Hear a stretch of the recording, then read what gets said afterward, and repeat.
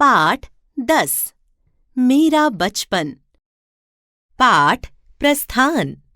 यदि किसी महापुरुष की सफलता के बारे में जानना है तो उसकी जीवनी पढ़नी चाहिए, उसकी जीवन यात्रा को जानना चाहिए। यह आनंद तब और बढ़ जाता है जब हम किसी प्रेरक व्यक्तित्व की आत्मकथा पढ़ते हैं। प्रस्तुत आत्मकथा को स्वयं भारत रत्न डॉक्टर बाबा साहेब भीमराव अंबेडकर ने लिखा है।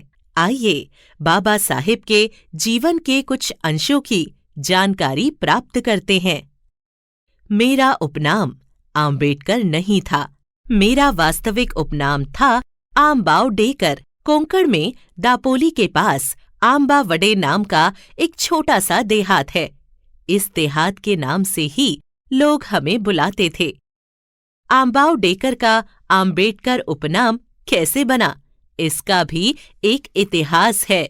मेरे आम्बेडकर नाम के एक गुरुजी थे। वे मुझे बहुत प्यार दुलार करते थे। पाठशाला की बीच वाली छुट्टी में मुझे अपने घर बहुत दूर पैदल जाना पड़ता था। यह गुरुजी को बिल्कुल पसंद नहीं था, इसलिए वे अपने घर से हर रोज साग रोटी लाते और मुझे प्यार से खिलाते थे।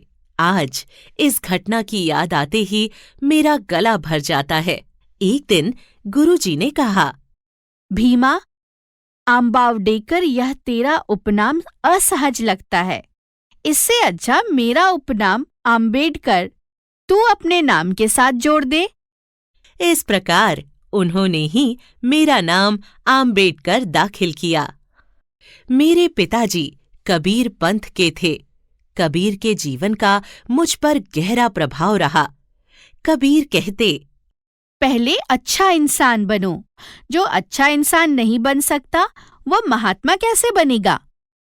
मेरे पिताजी मुझे हर दम कहा करते थे, हम चाहे गरीब क्यों ना हो, गरीब भी बड़ा विद्वान क्यों नहीं बन सकता।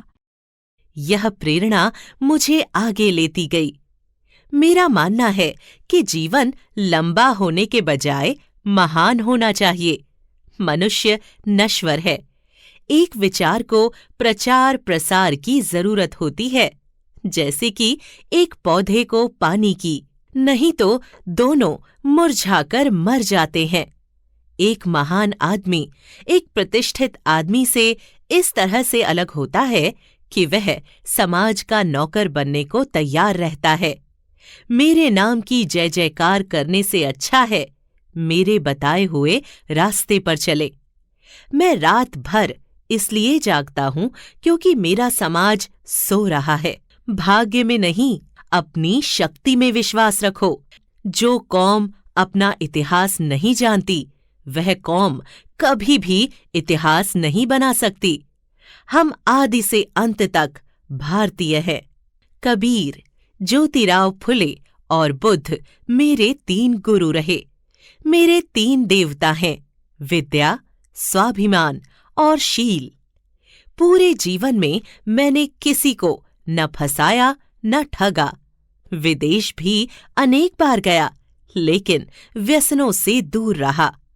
अच्छी पुस्तकें, ग्रंथ और कपड़े, यही मेरी खुशी थी।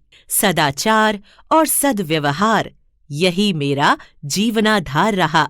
शिक्षा, संगठन और संघर्ष, यही मेरा नारा था। डॉक्टर बाबा साहेब भीमराव अंबेडकर।